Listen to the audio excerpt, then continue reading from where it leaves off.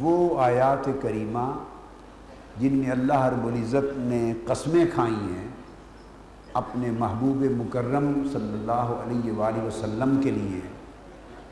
خواہ حضور علیہ السلام کو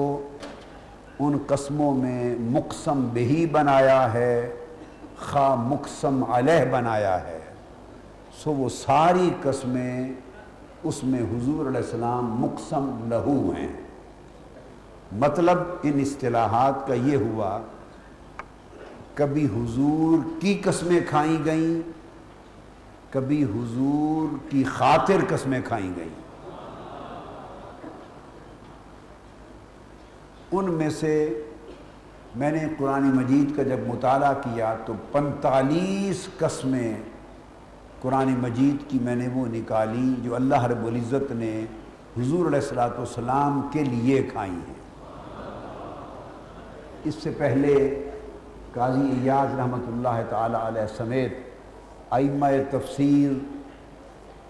اور مصنفین کے ہاں 7 سے 8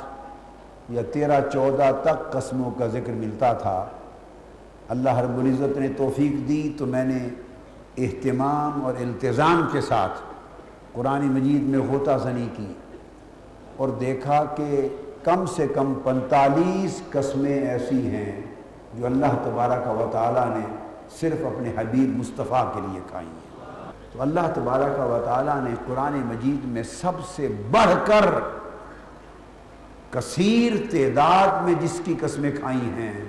وہ ذات مصطفیٰ ہے صلی اللہ علیہ وآلہ وسلم۔ تو آج ہم عظمت مصطفیٰ صلی اللہ علیہ وآلہ وسلم کو اللہ تعالیٰ کی قسموں کی روشنی میں دیکھنا چاہتے ہیں۔ تو پہلی قسم جو اللہ رب العزت نے کھائی سورہ نساء میں، وہ بنیادی طور پر اس نے اپنی ربوبیت کی قسم کھائی ہے، اپنے رب ہونے کی قسم کھائی ہے، مگر اس نے اپنے رب ہونے کی قسم اپنی ذات کی نسبت سے نہیں کھائی۔ یہ نہیں فرمایا کہ میرے رب ہونے کی قسم یا میری ربوبیت کی قسم، میری خالقیت کی قسم، میری رزاقیت کی قسم، یوں نہیں فرمایا۔ اپنی ربوبیت کی قسم خود اپنی نسبت سے نہیں کھائی، بلکہ اپنی ربوبیت کی قسم بھی نسبت مصطفیٰ سے کھائی ہے۔ یہاں سے یہ سمجھنا اور سمجھانا مقصود ہے کہ ایمان میں نسبت مصطفیٰ کی اہمیت کیا ہے، ایمان کے اندر عظمت مصطفیٰ کی محوریت اور مرکزیت کا عالم کیا ہے۔ اور اگر ایمان آقا علیہ السلام کی نسبت سے، حضور علیہ السلام کی عظمت سے، حضور علیہ السلام کی ذات اقدس کی مرکزیت اور محوریت سے اگر تصور ایمان کو اور عقیدہ توحید کے تصور کو اور عظمت ربوبیت کے تصور کو حضور علیہ السلام کی شان کی مرکزیت سے الگ کر دیا جائے، جدا کر دیا جائے، تو دیکھنا ہے کہ ایمان بھی بچتا ہے یا نہیں بچتا، اور کوئی معرفت اس کی توحید کی باقی رہتی ہے یا نہیں رہتی، اور کوئی تعلق اس عقیدے کا توحید کے ساتھ برقرار رہتا ہے یا نہیں رہتا۔ تو عقیدہ توحید سے تعلق ہی برقرار تب رہتا ہے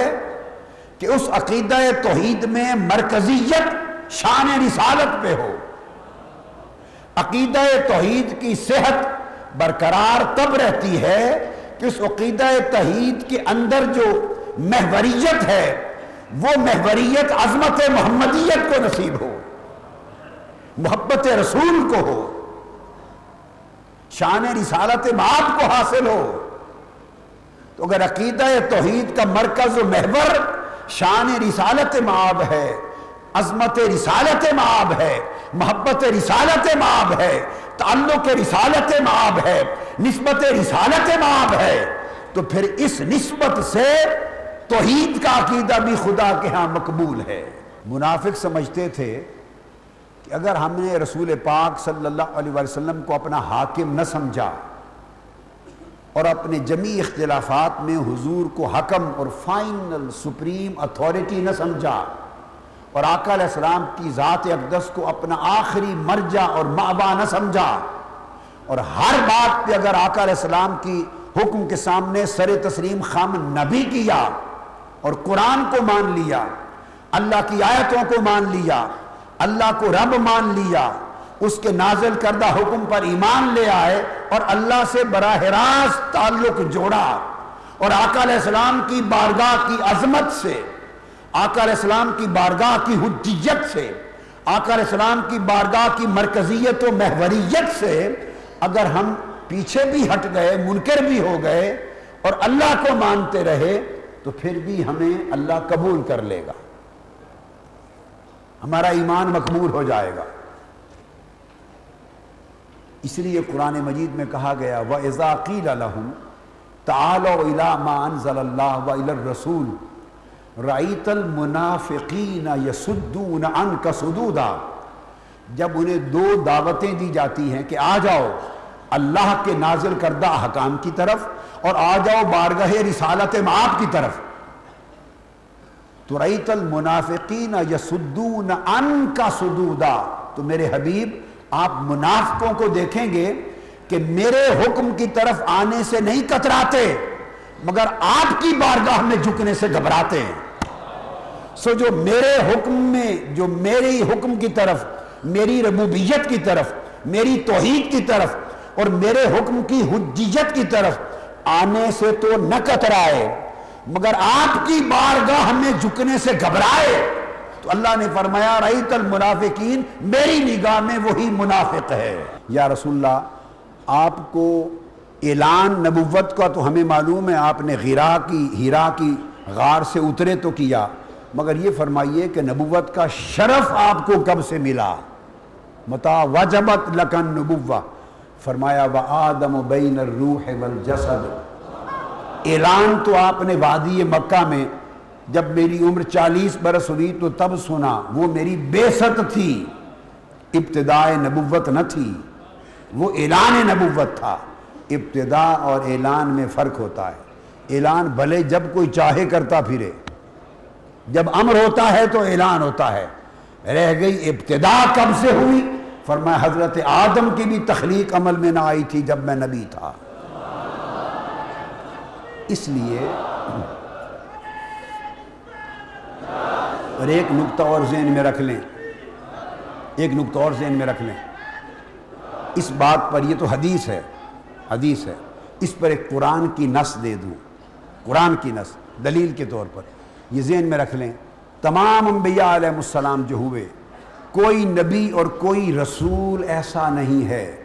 کہ جس کو کوئی معجزہ ملا اور وہ معجزہ تاجدار کائنات کے دامن میں نہ ہو۔ ہر نبی اور رسول کو جتنے معجزات ملے وہ سارے معجزات حضور کی ذات میں جمع کیے گئے، اور پھر ہر معجزہ کو مرتبہ کمال تک پہنچا کر حضور کو عطا کیا گیا۔ ہر نبی کا معجزہ حضور میں ہے، ہر رسول کا معجزہ حضور میں ہے، اور ہر نبی کا کمال حضور میں ہے، اور ہر نبی کی عظمت و جمال حضور میں ہے۔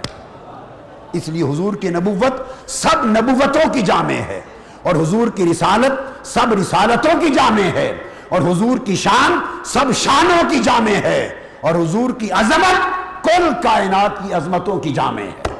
تیسری قسم اللہ رب العزت نے قرآن میں کھائی، یاسین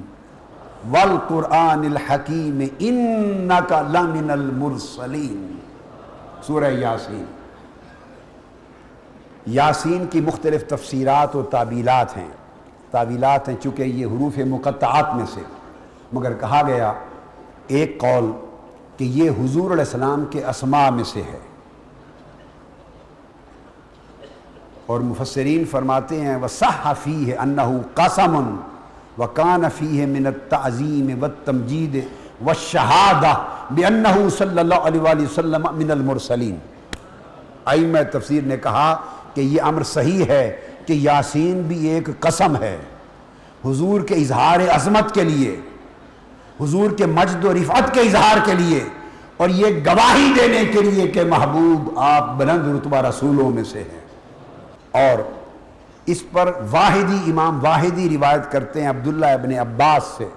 فرماتے ہیں کہ یاسین میں اشارہ ہے، حضور کو خطاب کیا جا رہا ہے یا محمد، اور یا اور سین کے دو حرف ہیں، یا اور سین کے دو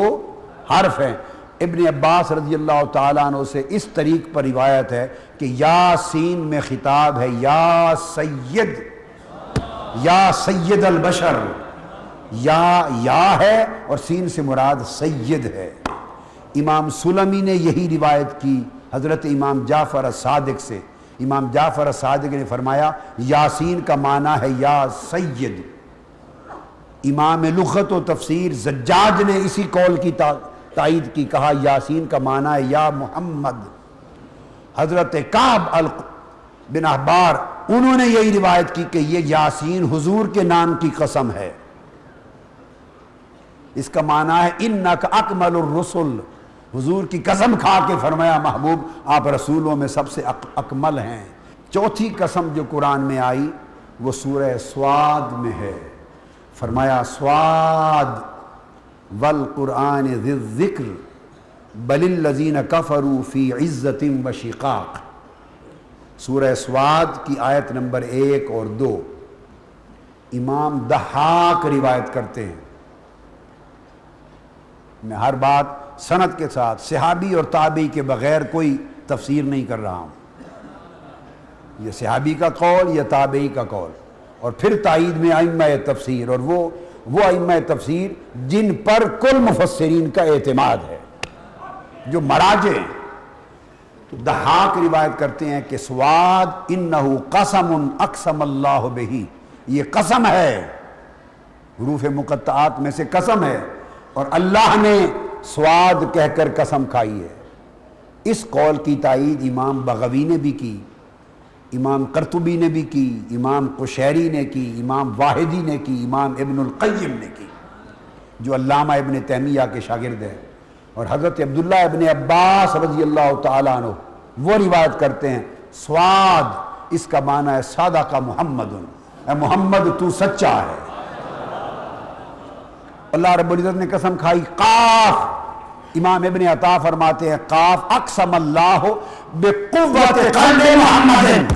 صلی اللہ علیہ وسلم، اللہ نے قسم کھائی، قاف سے مراد ہے قسم ہے قوت قلب محمد کی،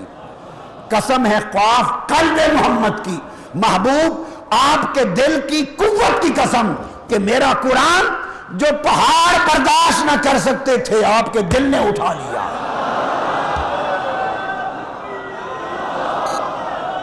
میں نے آسمانوں سے پوچھا، میں نے پہاڑوں سے پوچھا، کائنات کے ہر وجود سے پوچھا، ہر صاحب قوت اور صاحب طاقت سے پوچھا کہ اپنا کلام اتاروں تو برداشت کر سکو گے؟ ہر ایک نے کہا مولا تیرے قرآن کی قوت برداشت نہیں کر سکتے، قسم ہے تیرے دل کی قوت کی کہ میں نے قرآن اتارا اور تیرا دل سنبھل گیا۔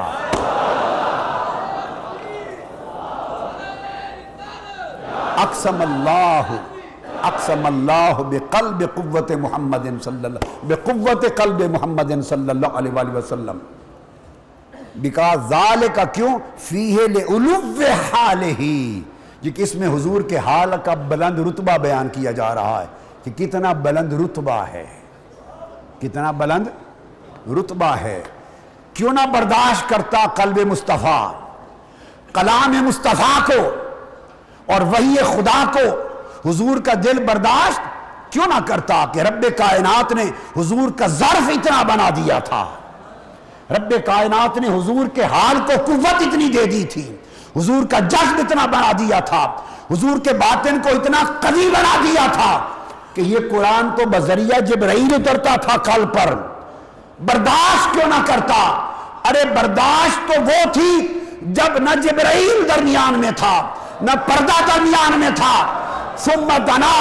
فتدلا فکان قاب قوسین او ادنا کے اس مقام پر بٹھا کر پردے ہٹا دیے، ما زاغ البصر وما طغى، مصطفیٰ خدا کو تک رہا تھا،